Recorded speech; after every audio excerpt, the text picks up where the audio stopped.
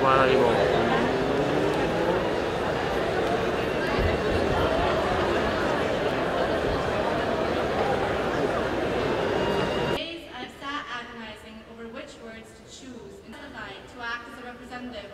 Richly diverse demographic. Whether president or prime minister, dealing with the matters of running an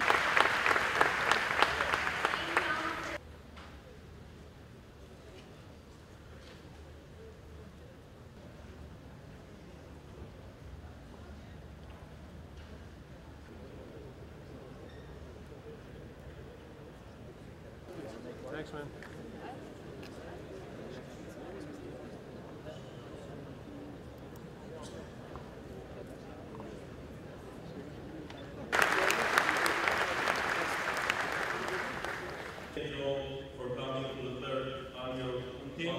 That has achieved much in a very short time. Now is a good time to explore and invest in prosperity. And look forward to being here again.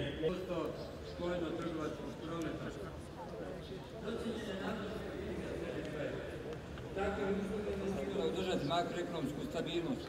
Prošlogodišnja konvertibilna marka je stabilna i ima nepromijenjen kurs prema valuti Evropske unije.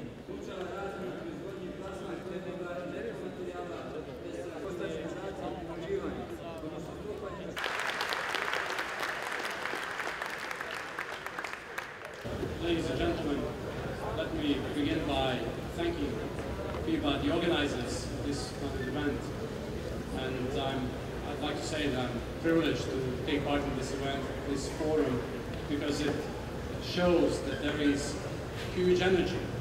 Actually, it shows that human energy is the most powerful power plant that could actually help transcend from where we are to where we want to be. And actually, Balkans, as a region, is a set of countries that have designed policies in order to move to a better state, in order to be free, in order to be democratic, in order to be prosperous countries. And that's why we're here. We're here to talk about that, we're here to present our policies, we're here to attract investors, we're here actually to promote a common vision. And I believe that the common vision for Balkans is actually a common vision that is based on partnership. I believe it is a vision of partnership. It is a vision of partnership in business making, a vision of partnership in infrastructure development, a vision of partnership in culture development and culture cooperation. It is a vision of partnership in education cooperation. I met some of the young people, even tonight, who are actually thinking of the possibility to come back to Balkan states, to Montenegro, for example, to start a business, to try to offer their skills and talents to foreign investors who are actually looking for the possibilities in developing our countries, more concretely Montenegro. And I'm quite encouraged by that, because I believe that's the point. That's what we have to do. We have to create a Balkan as a dynamic society, a competitive society, that will actually be based on such an energy that could be attracted and could be used for long-term development. And that's what we have to do. But I believe that we have to set certain anchors. We have to set certain foreign anchors, foreign policy anchors. We have to set certain economic anchors to achieve that goal. Foreign anchors, obviously, in my view, should be EU and NATO. Our countries, Balkan countries, share the vision of becoming part of the European Union. And that's what we have to do. But don't forget, referring to education, referring to jobs, referring to young people's opportunities, don't forget that the European Union also needs young people to boost their growth. They need to open jobs. They need to attract people with skills, with talents. And if we let our young people go somewhere else, then we will lose productivity, we will lose growth. And that is something we cannot afford to, because it is already today that we have to catch up a lot. Therefore, we have to continue with our approachment to the EU. And that's something what Montenegro is pretty much focused on right now. We are currently waiting for the progress report next month. And we very much hope that the European Commission will say yes to the accession talks.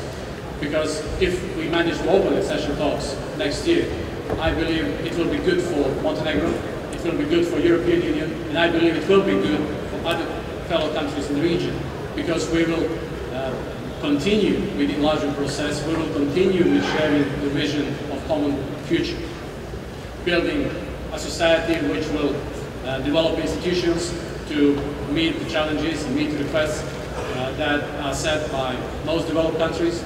On the one hand, on the other hand, we'll be able to share single market benefits.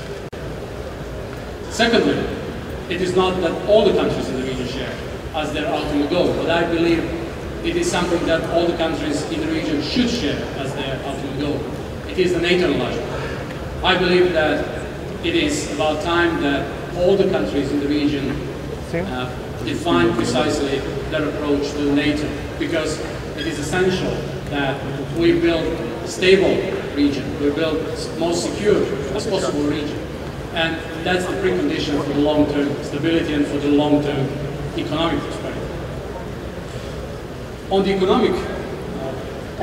economic side, those anchors are quite obvious, and there are certain immediate concerns that we share in the region, as the economic financial crisis, and then again fiscal crisis is something that's looming. It's looming over our region as well, as our economies are intertwined with the European Union, are intertwined because we are trading with the neighboring countries, we're trading among ourselves, we're trading with the EU, we're trading with Turkey, we're trading with the market which is the biggest in the world, the biggest contributor to the growth, to the global economy. But we are worried and we are concerned of what lies ahead. Therefore, it is absolutely necessary that all of our countries, in my region, should stick to the financial stability policies. Therefore, we have to take care about fiscal policies, we have to take care about that. But that is not all. That is not where the story ends. We have to continue with structural policies. And I really believe that countries in 10 years' time will be actually measured on what they've done on the structural agenda in terms of regaining their competitiveness. And if we want to have Balkans as a competitive region in Europe, in the world, to attract investors, to make it attractive for young people to go there to work and to offer possibilities for the people who live in our countries, then we have to do more on the structural agenda.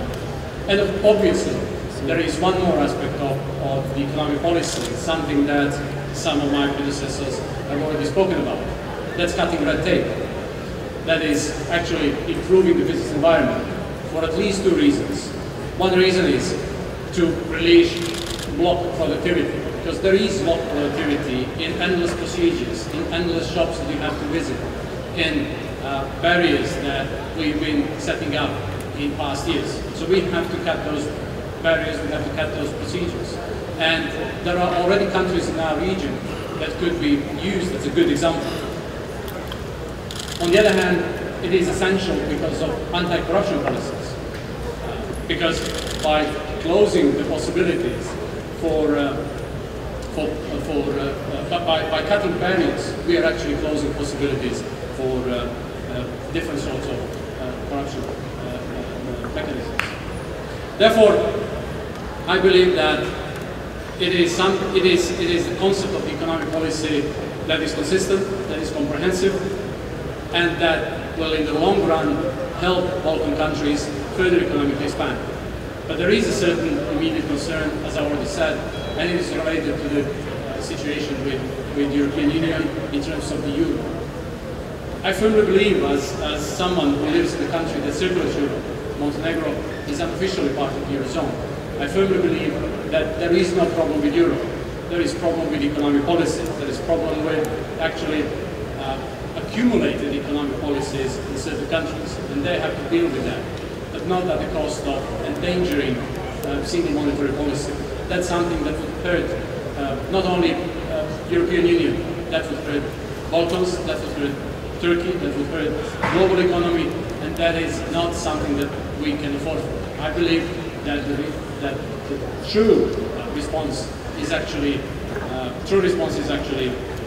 economic policy that is already set ahead and that will deal with all those aspects such as financial stability, structural agenda, business improvement in order to regain competitiveness, in the long run regain solvency.